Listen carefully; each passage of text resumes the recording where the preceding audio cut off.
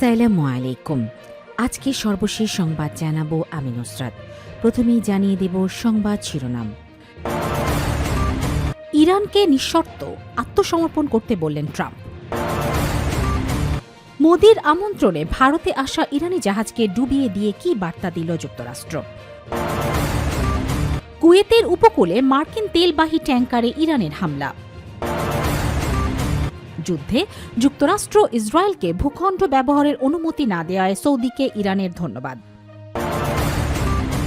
সর্বশেষ জানাবো, শ্রীলঙ্কায় প্রবেশের অনুমতি চেয়েছে বেকায়দায় থাকা ৩ ইরানি জাহাজ। শিরোনাম শুনলেন, এবারে বিস্তারিত। ইরানকে নিঃশর্ত আত্মসমর্পণ করতে বললেন ট্রাম্প। মধ্যপ্রাচ্যের চলমান উত্তেজনার মধ্যে ইরানের কাছে নিঃশর্ত আত্মসমর্পণের দাবি জানিয়েছেন যুক্তরাষ্ট্রের প্রেসিডেন্ট ডোনাল্ড ট্রাম্প। খবর আল জাজিরার। ডোনাল্ড ট্রাম্প বলেন, ইরানের সঙ্গে কোনো চুক্তি হবে না যদি না তারা নিঃশর্ত আত্মসমর্পণ করে। সামাজিক যোগাযোগ মাধ্যমে দেয়া এক পোস্টে তিনি বলেন, ইরানে এমন নতুন নেতৃত্ব প্রয়োজন যাকে তিনি গ্রহণযোগ্য মনে করেন। এরপর যুক্তরাষ্ট্র ও তার মিত্ররা ইরানকে পুনরুদ্ধারে সাহায্য করবে। মোদির আমন্ত্রণে ভারতে আসা ইরানি জাহাজকে ডুবিয়ে দিয়ে কি বার্তা দিল যুক্তরাষ্ট্র। গত অক্টোবরের শেষ দিকে নৌবাহিনীর নীল ইউনিফর্ম এবং রোদ চশমা পরে ভারতীয় নৌসেনাদের এক অনুষ্ঠানে ভাষণ দেন প্রধানমন্ত্রী নরেন্দ্র মোদী। তিনি ভারত মহাসাগরের কৌশলগত গুরুত্ব তুলে ধরে বলেন, এই মহাসাগরের মাধ্যমে বিশ্বের বিশাল পরিমাণ বাণিজ্য এবং জ্বালানি তেল পরিবাহিত হয়। উপস্থিত অতিথি ও শ্রোতাদের ভারত মাতা কি জয় স্লোগানের মধ্যে মোদী গর্বের সঙ্গে ঘোষণা করেন, ভারতীয় নৌবাহিনী হল ভারত মহাসাগরের অভিভাবক।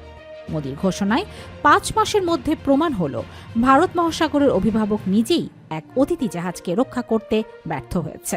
গত বুধবার ভারতের আমন্ত্রণে নৌমহড়ায় অংশ নেয়া ইরানি যুদ্ধজাহাজ IRIS ডেনা দেশে ফিরছিল।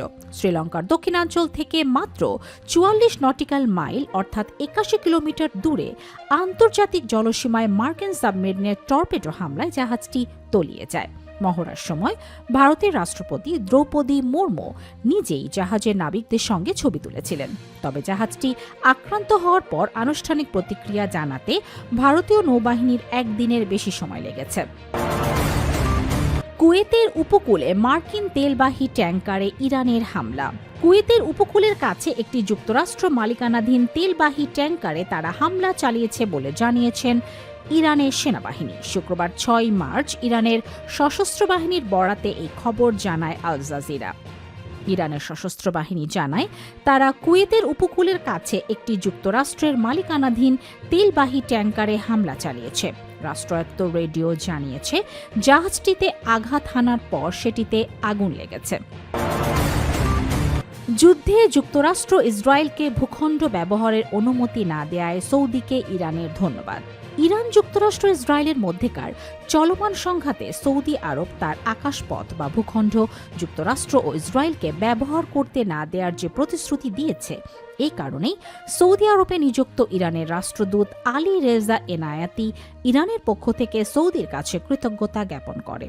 খবর বার্তা সংস্থা AFPর। তিনি বলেন, আমরা সৌদি আরবের কাছ থেকে বারবার যা শুনেছি যে তারা তাদের আকাশপথ, জলসীমা বা ভূখণ্ড ইসলামী প্রজাতন্ত্র ইরানের বিরুদ্ধে ব্যবহার করতে দেবে না, তার প্রশংসা করি।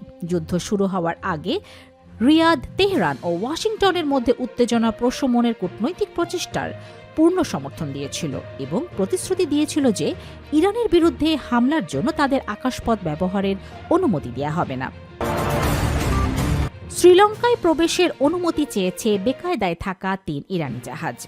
৩টি ইরানি জাহাজ আগামী ৯ ও ১৩ মার্চ শ্রীলঙ্কা সফরের অনুমতি চেয়ে আবেদন করেছে বলে জানিয়েছেন শ্রীলঙ্কান প্রেসিডেন্ট অনুরা কুমারা দিশানায়কে। তিনি বলেন, ইরানি সরকার ২৬ ফেব্রুয়ারি সহযোগিতা বাড়ানোর উদ্দেশ্যে এই সফরের জন্য শ্রীলঙ্কার পররাষ্ট্র মন্ত্রণালয়ের কাছে অনুমতি চেয়েছিল। তিনি আরও উল্লেখ করেন, জাহাজগুলো ইতোমধ্যেই শ্রীলঙ্কার জলসীমার কাছে অবস্থান করছিল এবং মানবিক অনুরোধে জাহাজের ২ জন কর্মকর্তাকে দেশে আনা হয়েছে।